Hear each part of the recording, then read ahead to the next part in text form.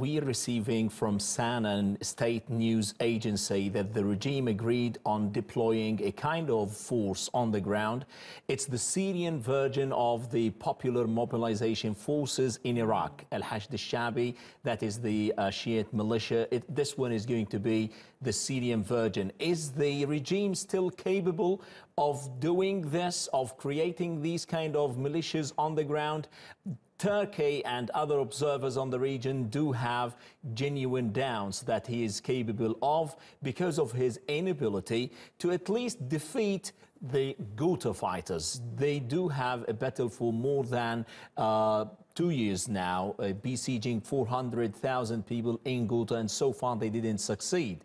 So they're making use of other proxies like Hezbollah of Lebanon, like other Shia groups from Iran and Afghanistan. Now the problem is, he able to do this? Turkey is worried about the changing of skins of these kind of YPG or Daesh groups, and trying to change just the uniform and be rebranded, taking different name, but still they're on the ground.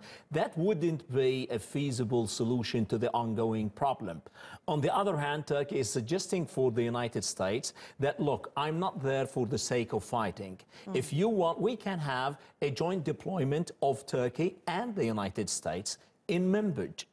The Iran and Turkey Russia are on the same page with Turkey when it comes to Afrin. It's a matter of national security. So these kind of things, if the Syrian regime agrees on this, the FSA would have a problem with Turkey, because they will tell Turkey, look, we've been fighting along each other, and now the regime is going to come back. The regime had committed serious crimes against his own people. That would make a major problem for Turkey and the FSA as well. Okay.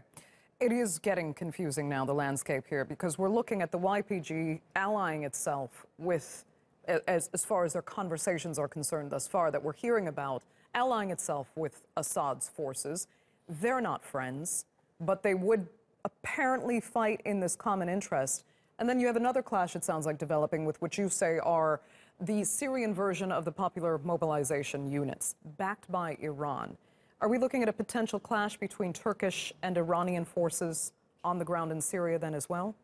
So far, Iran is on the same page with Turkey. Right. They do understand the concerns of Turkey when it comes to the YPG, though they prefer a different scenario for more peaceful things. But the United States is not giving room for this. The United States 2019 budget allocated $550 million for its scheme to develop, train, and form this border forces.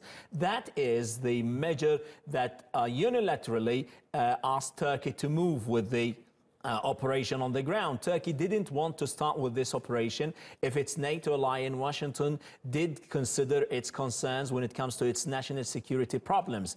Iran and Russia are on the same page. Now, the problem is when it comes to Manbij, the United States support or the idea of withdrawing these troops to the east of the Euphrates River.